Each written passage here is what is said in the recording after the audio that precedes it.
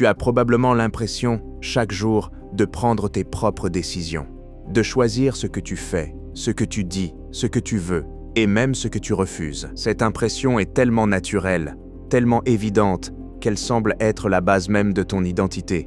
Tu es celui qui décide, tu es celui qui contrôle, tu es celui qui pense, puis agit. Et pourtant, si cette impression était incomplète, si une grande partie de tes décisions étaient déjà prises avant même que tu en sois conscient, cette idée peut sembler étrange au début, presque inconfortable, parce qu'elle remet en question quelque chose de fondamental, la sensation que tu es aux commandes de ton propre esprit. Mais c'est exactement ce que les travaux de neurosciences explorent, notamment ceux de David Eagleman dans Incognito. L'idée n'est pas de dire que tu n'existes pas en tant qu'individu, mais que la structure réelle de ton cerveau fonctionne d'une manière beaucoup plus complexe que ce que tu ressens subjectivement. Chaque jour, tu fais des choix simples. Tu choisis de lever ton téléphone, de répondre à un message, de marcher dans une direction, de dire une phrase plutôt qu'une autre. Et tout cela semble venir d'une décision consciente. Une pensée apparaît, tu la reconnais et tu agis en conséquence. C'est ainsi que tu construis ton image de toi-même comme personne rationnelle et consciente. Mais derrière cette sensation fluide, il se passe quelque chose de beaucoup plus rapide et surtout beaucoup plus invisible. Ton cerveau traite constamment une quantité massive d'informations sans te les présenter directement. Il analyse des signaux, des souvenirs, des émotions, des habitudes, des expériences passées et même des micro-indices dans ton environnement. Et avant même que tu n'aies le temps de formuler une pensée consciente, certaines tendances de décision sont déjà en train de se former.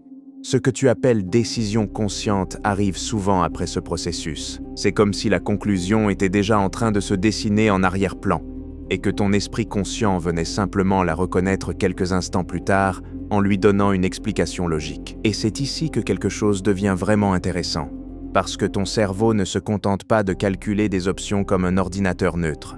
Il filtre, il priorise, il anticipe. Et surtout, il agit à travers plusieurs systèmes qui fonctionnent en parallèle, souvent sans coordination directe consciente. Cela signifie que ce que tu ressens comme une décision unique est en réalité le résultat final d'un processus distribué dans plusieurs parties de ton cerveau.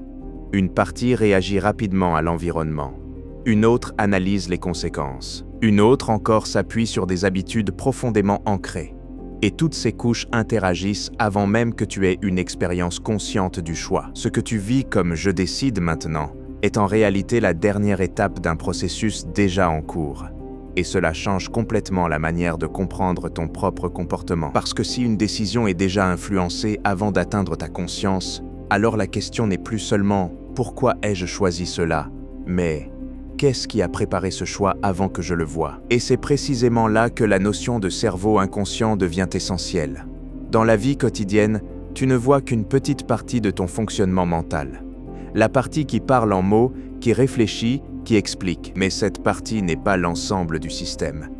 Elle est seulement la surface visible d'un processus beaucoup plus large.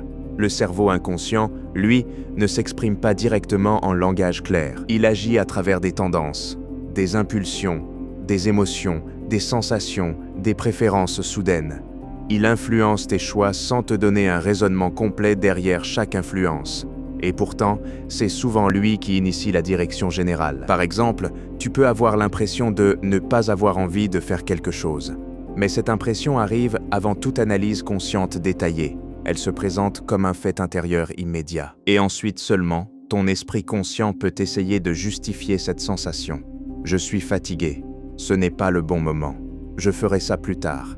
Mais ces phrases viennent souvent après le ressenti initial, pas avant. Et cela crée une illusion subtile, celle que ton esprit conscient a évalué la situation de manière rationnelle, alors qu'en réalité, une grande partie de la décision a déjà été influencée par des systèmes plus profonds. Cela ne signifie pas que tu n'as aucun contrôle, mais cela signifie que le contrôle n'est pas aussi simple ou aussi direct que tu le ressens. Et cette différence entre perception et mécanisme réel est exactement ce que nous allons explorer. Parce que si tes décisions ne viennent pas uniquement de ta conscience, alors qui les prépare réellement? Et surtout, comment ce processus invisible façonne-t-il la personne que tu crois être? La réponse commence dans les couches les plus profondes de ton cerveau. Pour comprendre ce qui se passe réellement dans ton cerveau, Il faut accepter une idée qui va à l'encontre de ton expérience quotidienne. La plupart de tes décisions ne commencent pas dans ta conscience. Elles commencent dans des couches plus profondes, plus rapides et surtout beaucoup moins visibles de ton système nerveux. Ce que tu appelles « je décide » est en réalité la fin d'un processus, pas le début. Imagine ton cerveau comme un ensemble de systèmes parallèles qui travaillent en permanence sans attendre ton autorisation consciente. Certains de ces systèmes analysent l'environnement en temps réel. D'autres comparent la situation actuelle avec tes expériences passées. D'autres encore évaluent automatiquement les risques, les bénéfices et les émotions associées à chaque option possible. Tout cela se produit avant que tu aies une sensation claire de choix. Ensuite seulement, une version simplifiée de ce processus arrive à ton esprit conscient. Et c'est à ce moment-là que tu as l'impression de penser à une décision. Mais en réalité, tu es en train de recevoir le résultat d'un travail déjà effectué. Et ce point change profondément la manière de comprendre ton comportement. Parce que si une grande partie du travail est déjà faite en arrière-plan, alors ton esprit conscient n'est pas un centre de contrôle absolu. Il est plutôt une interface, une zone de traduction, un espace où les résultats du cerveau sont transformés en pensées, en mots et en sensations compréhensibles. David Eagleman décrit cela comme une forme de traitement distribué. Le cerveau n'est pas un seul centre qui décide tout. Il est une collection de systèmes spécialisés qui travaillent ensemble, souvent sans coordination consciente directe. Et cela signifie que ce que tu ressens comme une volonté unique est en réalité une synthèse finale de plusieurs influences internes. Par exemple, lorsque tu es face à une décision simple comme répondre à un message ou attendre, tu peux croire que tu fais une évaluation rapide et consciente. Mais en arrière-plan, ton cerveau a déjà activé des associations. Ton niveau d'énergie, ton humeur actuelle, tes habitudes sociales, ton expérience passée avec cette personne, et même des micro-émotions liées à la situation. Tout cela influence la direction de la décision avant même que tu n'aies formulé une pensée claire. Et ensuite, ton esprit conscient vient simplement observer la décision qui semble la plus naturelle à ce moment-là. C'est pour cela que certaines décisions te paraissent évidentes sur le moment, mais difficiles à expliquer ensuite. Tu dis « je ne sais pas pourquoi j'ai fait ça », parce que le raisonnement complet n'a jamais été entièrement conscientisé. Il a été distribué dans plusieurs systèmes invisibles.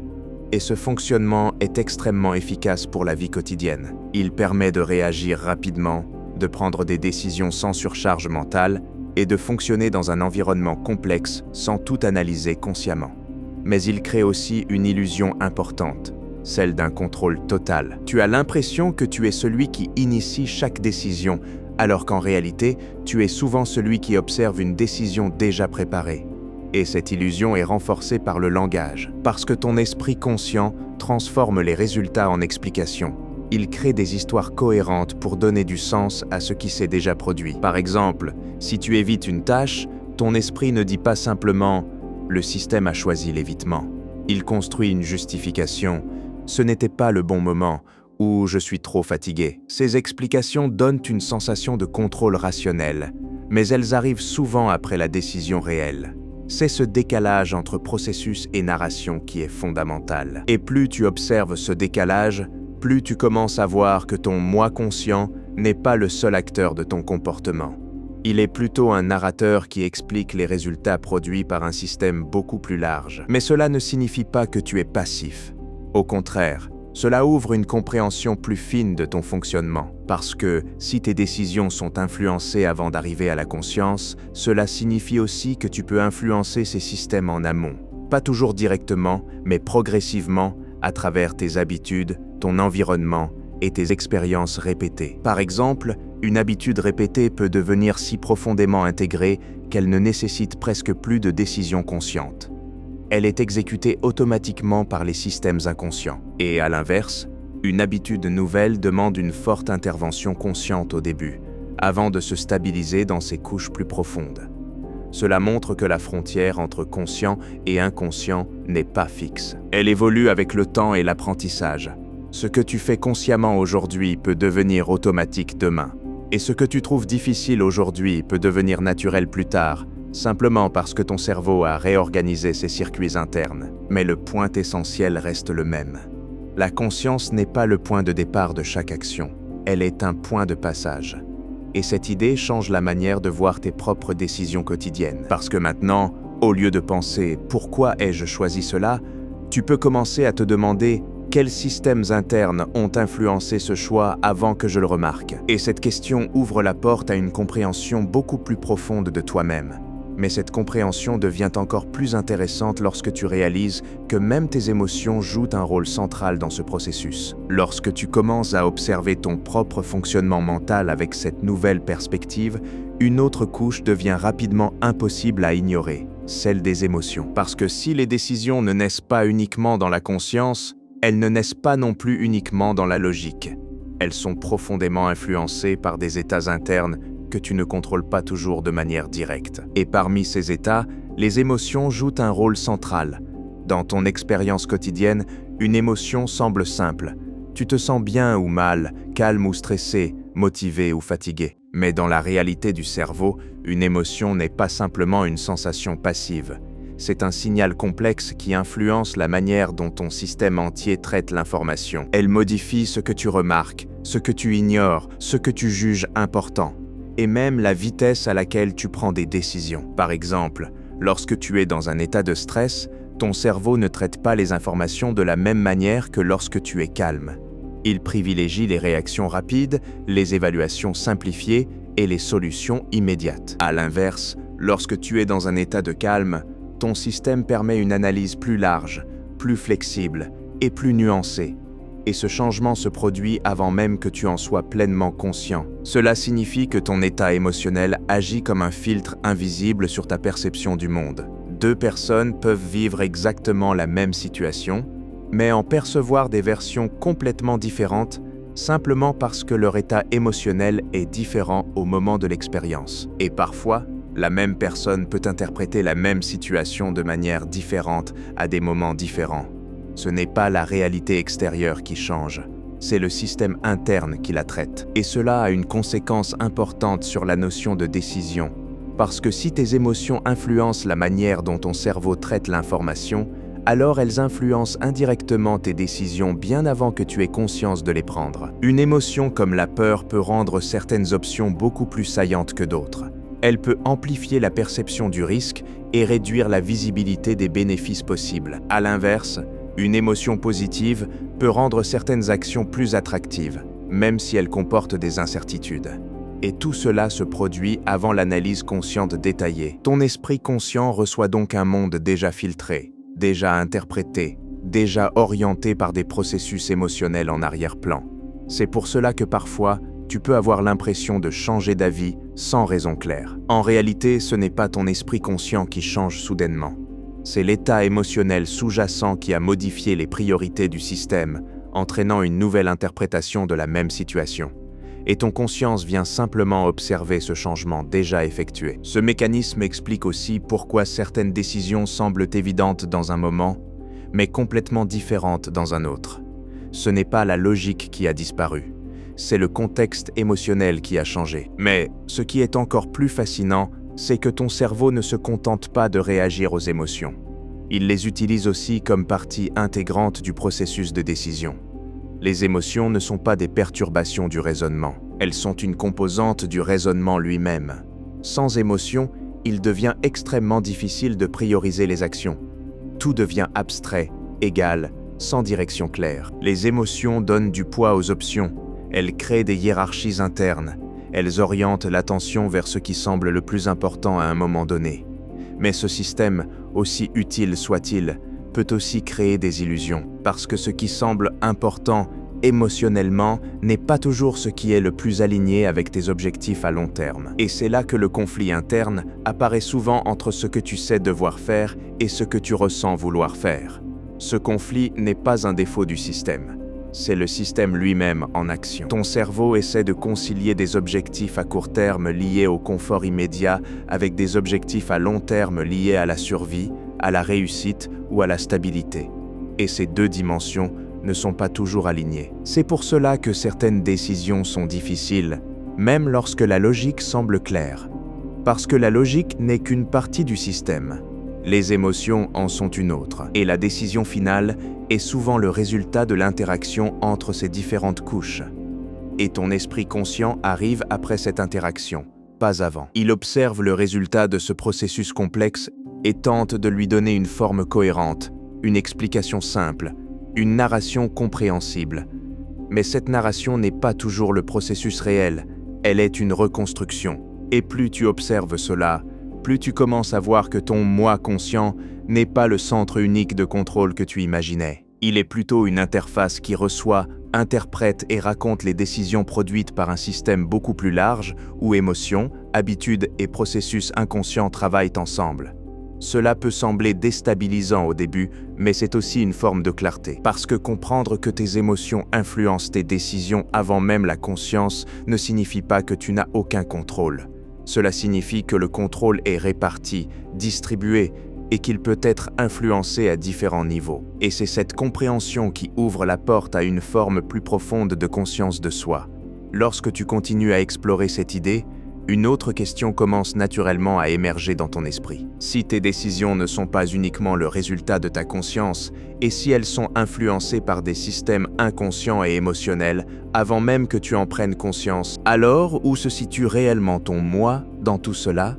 Cette question est au cœur de ce que David Eagleman explore dans Incognito, parce qu'elle remet en cause une idée très intuitive que tu as probablement depuis toujours, l'idée qu'il existe un centre clair, stable, unique, qui prend les décisions et dirige ton comportement. Mais lorsque tu observes le fonctionnement réel du cerveau, cette image devient beaucoup moins évidente. Ce que tu appelles « toi » ressemble moins à un commandant central qu'à une interface de coordination, un espace où différents systèmes internes se rencontrent, se confrontent, s'équilibrent et produisent finalement une action cohérente. Et cette action est ensuite interprétée par la conscience comme une décision personnelle. Mais en réalité, la décision a déjà été en grande partie construite avant d'arriver à ce niveau. Ce qui arrive à ta conscience est le résultat final d'un processus distribué. Et cela change profondément la manière dont tu peux comprendre ton comportement. Parce que si tu n'es pas un seul décideur central, alors tes choix ne sont pas uniquement des expressions d'une volonté unique. Ils sont des compromis entre différentes parties de ton système mental. Certaines de ces parties sont rapides et instinctives. Elles réagissent immédiatement aux situations sans passer par une analyse consciente. D'autres sont plus lentes, plus analytiques, plus orientées vers le long terme. Et ces différentes couches interagissent constamment. Par exemple, une partie de ton cerveau peut évaluer une situation comme potentiellement risquée et générer une sensation de prudence ou d'hésitation. Une autre partie peut reconnaître l'opportunité à long terme et pousser vers l'action. Et une autre encore peut se baser sur des habitudes passées pour choisir la voie la plus familière. Et la décision finale est le résultat de cette interaction. Mais ton esprit conscient ne voit pas ce conflit interne directement. Il reçoit une version simplifiée, une conclusion apparente, et il la transforme ensuite en une pensée claire comme « je choisis ceci » ou « je préfère cela ». C'est pour cela que la sensation de contrôle est si forte, parce que tu ne perçois pas le processus, tu perçois uniquement le résultat, et ce résultat est automatiquement attribué à ton identité consciente. Mais plus tu observes ce mécanisme, plus tu commences à voir que cette attribution est une simplification. Ton cerveau n'est pas une entité unique qui décide. C'est un système complexe qui négocie en permanence entre différentes priorités internes. Et cette négociation est largement invisible. Ce qui est particulièrement intéressant, c'est que ce système n'est pas aléatoire. Il est structuré. Il est influencé par ton expérience passée, par tes habitudes, par ton environnement et par les circuits neuronaux qui se sont renforcés au fil du temps. Cela signifie que beaucoup de tes décisions actuelles sont le résultat de ton histoire personnelle, stockée et traitée par des systèmes automatiques. Tu n'es pas simplement en train de décider dans le présent, tu es aussi le produit de toutes les décisions passées qui ont formé ton cerveau. Et cela inclut les décisions que tu n'as même pas consciemment analysées à l'époque. Par exemple, des réactions répétées face à certaines situations peuvent créer des tendances automatiques. Ces tendances deviennent des raccourcis mentaux. Et ces raccourcis influencent tes décisions futures sans nécessiter une réflexion consciente complète. C'est ce que les neurosciences appellent parfois des modèles internes ou des prédictions automatiques. Ton cerveau ne réagit pas seulement au présent. Il anticipe constamment ce qui va se passer ensuite, basé sur ce qu'il a déjà appris. Et cette anticipation influence directement ce que tu ressens et ce que tu fais. ce qui signifie que ton comportement actuel est le résultat d'un mélange entre le passé, le présent et les prédictions du futur, et ton esprit conscient arrive après cette combinaison. Il observe le résultat, puis construit une histoire cohérente pour expliquer pourquoi tu as fait ce choix. Mais cette histoire n'est pas la cause. Elle est une interprétation. Et plus tu prends conscience de cela, plus tu commences à voir que ton sentiment de contrôle n'est pas faux, mais incomplet. Tu as un rôle dans le système, mais ce rôle n'est pas celui d'un commandant unique. C'est celui d'une partie consciente d'un réseau beaucoup plus large. Et cette prise de conscience peut transformer la manière dont tu te juges toi-même. Parce que si tu n'es pas entièrement responsable de chaque impulsion initiale, alors tes comportements ne sont plus simplement une question de volonté ou de faiblesse. Ils deviennent le résultat d'un système complexe qui peut être compris, observé et progressivement influencé. Cela ne supprime pas la responsabilité, mais cela change la manière de la comprendre. Au lieu de te voir comme quelqu'un qui devrait simplement mieux décider, tu peux commencer à te voir comme quelqu'un qui apprend à observer et à influencer les systèmes internes qui produisent ces décisions. Et cette perspective ouvre une approche totalement différente de la conscience de soi. Mais même à ce niveau, une autre couche reste encore à explorer. À ce stade de la réflexion, quelque chose de très subtil commence à changer dans ta manière de te percevoir au quotidien. Ce n'est plus seulement une question de comprendre que tes décisions viennent de processus inconscients. C'est une question de vivre avec cette idée en temps réel, dans les petits moments ordinaires de ta journée, là où les décisions se forment sans effort apparent. Tu commences à remarquer que ton esprit n'est pas silencieux avant les décisions. Il est déjà actif. Il anticipe, il prépare, il filtre. Et lorsque tu as l'impression de réfléchir, tu es souvent déjà en train de suivre une direction qui a été préparée en amont par des systèmes internes que tu ne contrôles pas directement. Et cette observation change progressivement ton rapport à toi-même, parce que tu n'es plus simplement celui qui décide, mais aussi celui qui observe la décision en train d'apparaître. Et cette différence est fondamentale. Dans la vie quotidienne, cela devient visible dans des moments très simples. Par exemple, lorsque tu hésites entre deux actions, tu peux avoir l'impression d'être en train d'évaluer rationnellement les options. Mais si tu observes attentivement, tu remarques que certaines préférences apparaissent immédiatement, avant même l'analyse consciente complète. Une option semble plus confortable, une autre semble plus exigeante, et ton esprit commence à construire une justification autour de cette préférence initiale. Ce que tu appelles raisonnement est souvent une reconstruction autour d'une tendance déjà présente. Et cette tendance n'est pas créée par la conscience. Elle émerge de processus plus profonds, liés à tes émotions, à tes habitudes et à tes expériences passées. C'est ici que la notion de prédécision devient importante. Avant même que tu sois conscient d'un choix, ton cerveau a déjà commencé à orienter la direction probable de ce choix. Il utilise des raccourcis, des associations, des souvenirs et des prédictions pour réduire la complexité du monde à quelque chose de gérable rapidement. Et cela est essentiel pour fonctionner efficacement dans la vie quotidienne. Sans ces systèmes automatiques, chaque petite décision deviendrait extrêmement lente et épuisante. Tu aurais besoin d'analyser consciemment chaque détail, chaque option, chaque conséquence, et cela serait impossible à maintenir en permanence. Mais ce système efficace a un coût. Il crée l'illusion que la décision consciente est à l'origine de tout, alors qu'elle est souvent à la fin d'un processus déjà engagé. Et cette illusion est renforcée par la sensation de narration interne. Ton esprit construit une histoire continue, une ligne logique entre « je pense » et « je fais ». Et cette histoire donne l'impression que tout est cohérent, linéaire et volontaire. Mais en réalité, cette narration est une simplification. Elle masque la complexité du système sous-jacent. Et plus tu observes cela, plus tu commences à voir que ton identité consciente n'est pas un point fixe, mais un processus dynamique. Tu n'es pas une entité unique qui décide à chaque instant. Tu es un ensemble de systèmes en interaction, où la conscience joue le rôle d'un observateur central qui reçoit les résultats de calculs distribués. Et ce rôle d'observateur est crucial, parce que même si tu ne contrôles pas chaque étape du processus, tu peux développer une capacité à observer les tendances, les patterns et les répétitions dans ton comportement. Par exemple, tu peux remarquer que certaines situations déclenchent systématiquement les mêmes types de réactions. Certaines émotions reviennent dans des contextes spécifiques. Certaines décisions sont prises plus facilement que d'autres, sans explication consciente claire. Et cette observation crée une forme de compréhension de soi plus profonde. Tu ne cherches plus seulement à justifier tes actions après coup. Tu commences à voir les mécanismes qui les précèdent. Et cela change la manière dont tu réagis à tes propres comportements. Au lieu de te dire « j'ai mal décidé », tu commences à te demander quels systèmes internes ont produit cette décision. Et cette question déplace complètement la perspective, parce qu'elle transforme un jugement en exploration. Mais cette exploration révèle aussi quelque chose d'encore plus intéressant.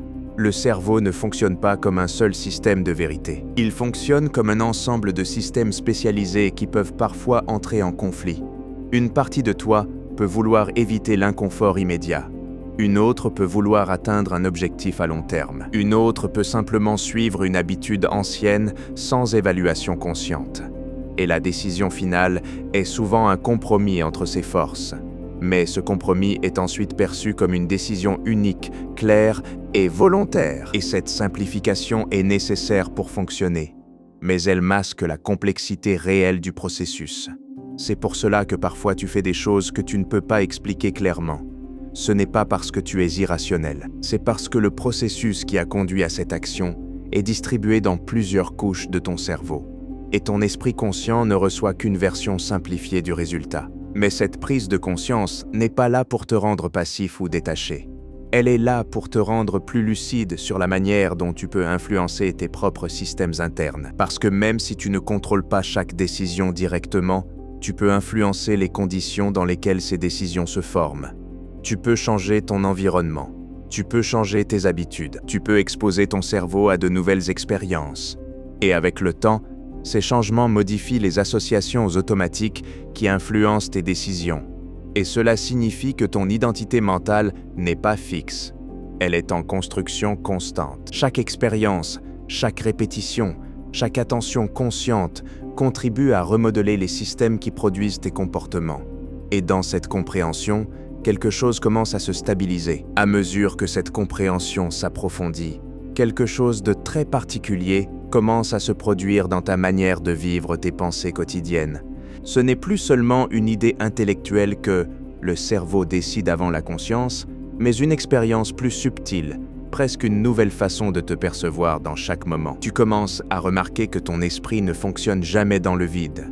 Il est constamment influencé par ce qui vient de l'intérieur et de l'extérieur en même temps.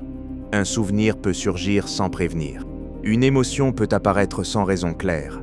Une pensée peut sembler logique, mais en réalité, elle est déjà orientée par des processus que tu n'as pas consciemment initiés. Et malgré tout cela, tu continues à avoir la sensation d'être celui qui décide. C'est là que la complexité devient vraiment intéressante.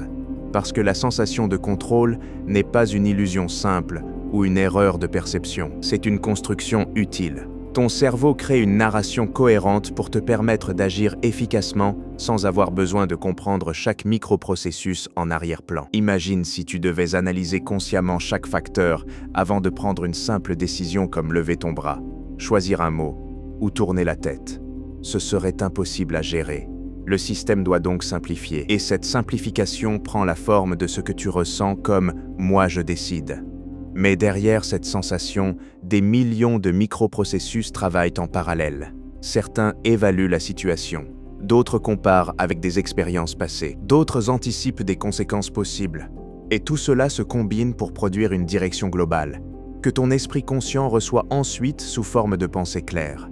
Et c'est ici que la notion d'incognito prend tout son sens. Une grande partie de ton activité mentale est invisible à ta conscience, non pas parce qu'elle est cachée intentionnellement, mais parce qu'elle est trop rapide, trop distribuée et trop complexe pour être représentée directement dans l'expérience consciente. Ton cerveau ne te montre pas le processus complet. Il te montre uniquement le résultat. Et ce résultat est ensuite interprété comme une décision personnelle. Mais lorsque tu commences à observer cela de plus près, tu remarques quelque chose d'encore plus fascinant. Même tes certitudes peuvent être le résultat de processus inconscients. Par exemple, lorsque tu es convaincu de quelque chose, cette conviction ne naît pas uniquement d'une analyse logique consciente. Elle est souvent renforcée par des biais cognitifs, des émotions associées, des répétitions d'informations et des expériences passées qui ont stabilisé cette croyance. Et cette stabilité donne l'impression de vérité. Mais en réalité, ce que tu ressens comme évidence est souvent le résultat d'un système qui a convergé vers une conclusion à travers de multiples influences internes. Cela ne signifie pas que tout est faux ou incertain. Cela signifie que même tes certitudes ont une architecture. Et cette architecture peut être observée. Avec le temps, tu commences à voir que tes pensées ne sont pas des entités isolées. Elles apparaissent, se transforment, disparaissent et sont influencées par un flux constant d'informations internes et externes. Et tu n'es pas en dehors de ce flux, tu en fais partie. Tu es à la fois observateur et produit du système. Cette dualité est essentielle pour comprendre ce que signifie vraiment être conscient. Parce que la conscience ne semble pas être le centre de contrôle absolu que tu imaginais. Elle ressemble davantage à un espace d'intégration où différentes informations sont combinées et rendues compréhensibles. Et dans cet espace, tu as l'impression de choisir, mais ce choix est souvent le résultat final d'un traitement déjà effectué. Cela peut sembler déstabilisant au début, mais avec le temps, cela devient une forme de lucidité. Tu commences à voir que tes réactions ne sont pas des mystères incompréhensibles. Elles sont des résultats de systèmes internes qui peuvent être observés, compris et progressivement influencés. Par exemple, si tu remarques que certaines situations déclenchent toujours les mêmes réactions en toi, tu peux commencer à identifier les mécanismes sous-jacents. Peut-être une mémoire émotionnelle, peut-être une habitude mentale, peut-être une association inconsciente entre deux éléments. Et cette identification change ta relation à tes propres réactions. Tu n'es plus complètement absorbé par elles. Tu commences à les voir comme des événements mentaux, plutôt que comme des vérités absolues sur toi-même ou sur le monde. Mais cela ne supprime pas les réactions. Cela change simplement la manière dont tu les interprètes. Et cette différence est cruciale. Parce que lorsque tu es totalement identifié à une pensée ou à une émotion, elle définit ton expérience entière du moment. Mais lorsque tu commences à la voir comme un processus parmi d'autres, elle perd une partie de son pouvoir immédiat. Et dans cet espace, quelque chose de nouveau devient possible, une forme de distance consciente. Pas un détachement froid, mais une capacité à observer sans être complètement absorbé. Et cette capacité transforme progressivement la manière dont tu vis tes décisions quotidiennes. Tu n'es plus uniquement en train de réagir, tu es en train de voir la réaction en train de se produire. Et cette observation te donne une forme de flexibilité intérieure.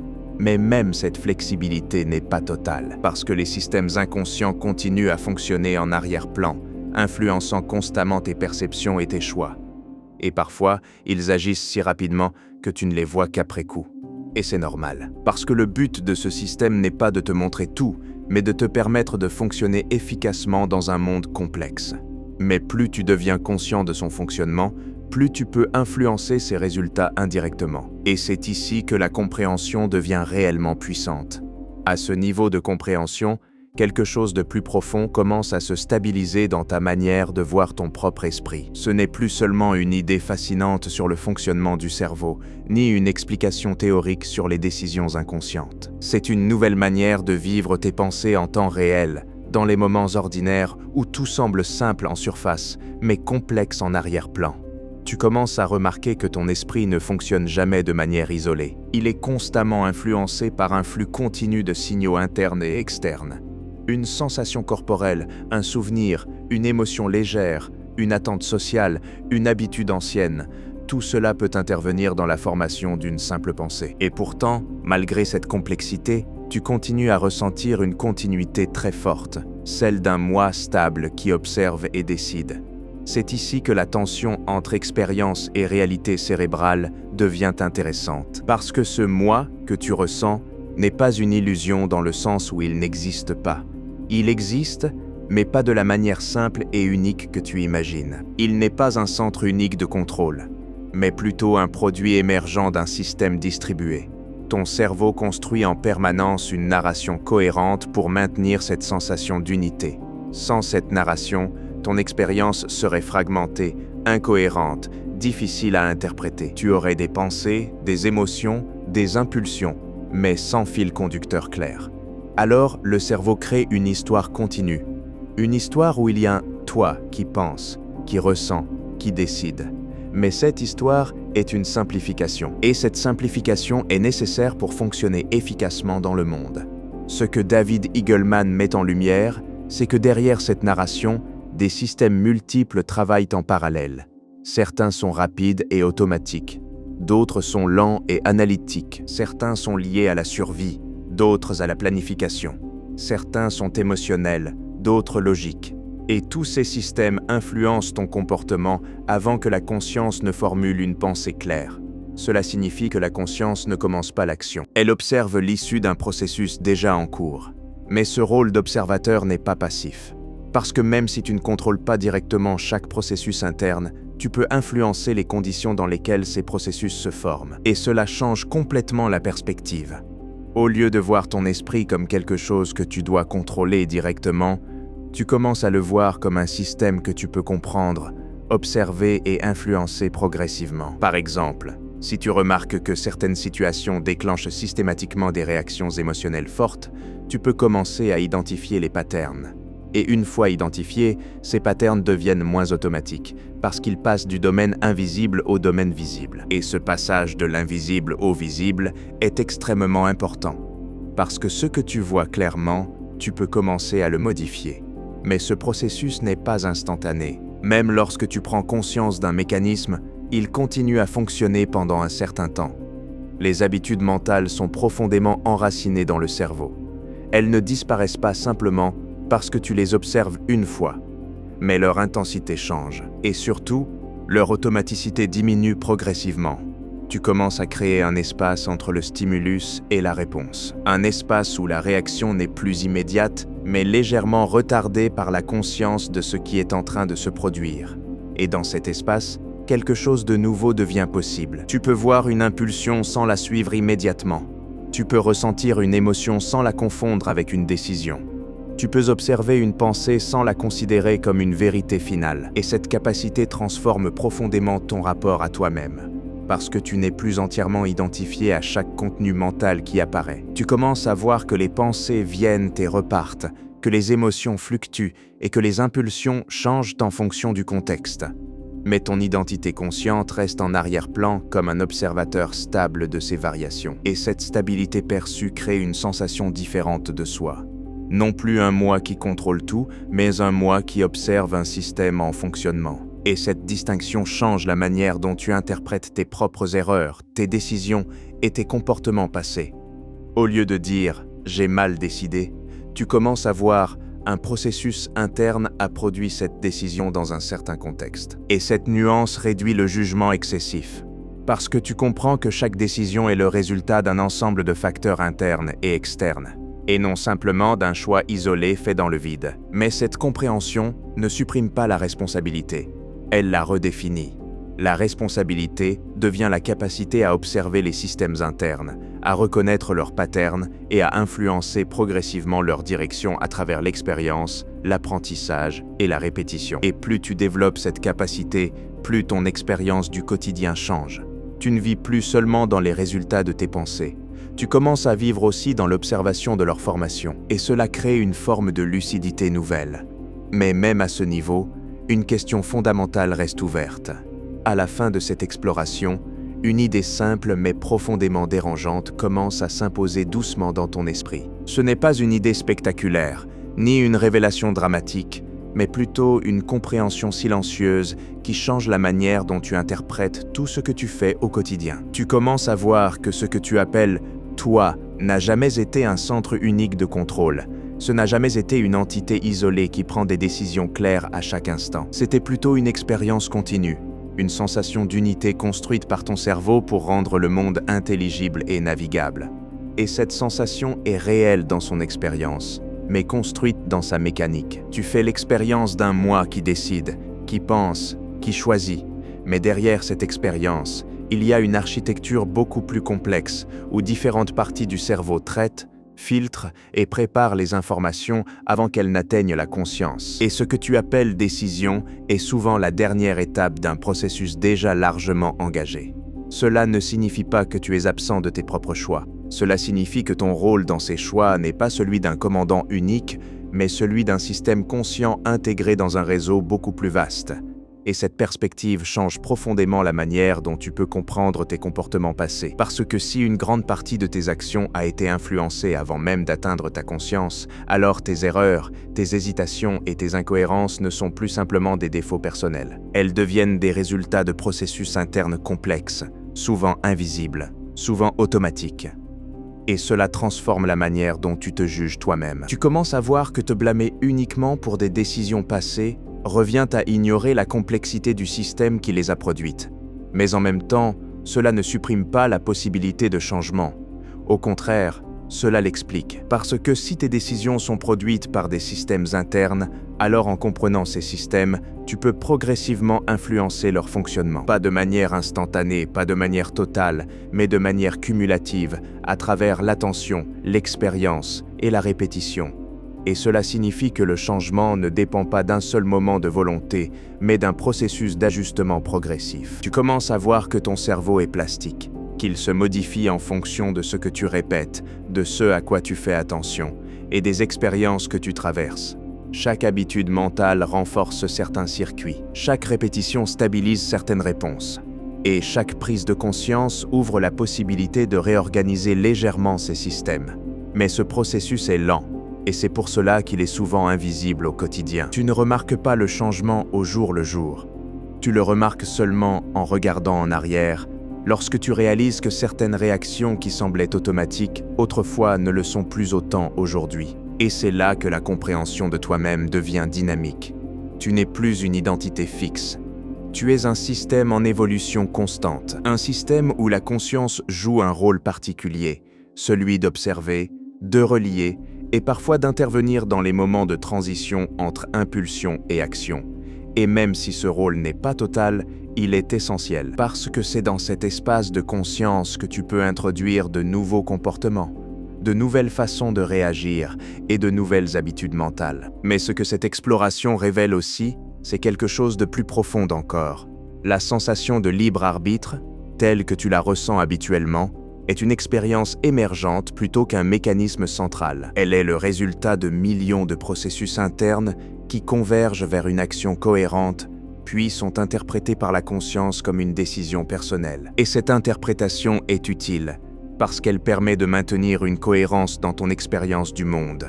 Sans elle, tu n'aurais pas une sensation unifiée de toi-même. Mais avec elle, tu as aussi une illusion de simplicité sur un système complexe. Et comprendre cela ne détruit pas ton expérience de la vie. Cela l'approfondit. Parce que maintenant, tu peux voir que chaque pensée, chaque émotion, chaque décision est le résultat d'une interaction entre plusieurs couches de ton cerveau. Et tu n'es pas extérieur à ce processus. Tu en fais partie en tant qu'élément conscient, capable d'observer et de s'ajuster. Et cette position est unique. Tu es à la fois produit du système et observateur du système. Et dans cette dualité se trouve une forme de lucidité particulière.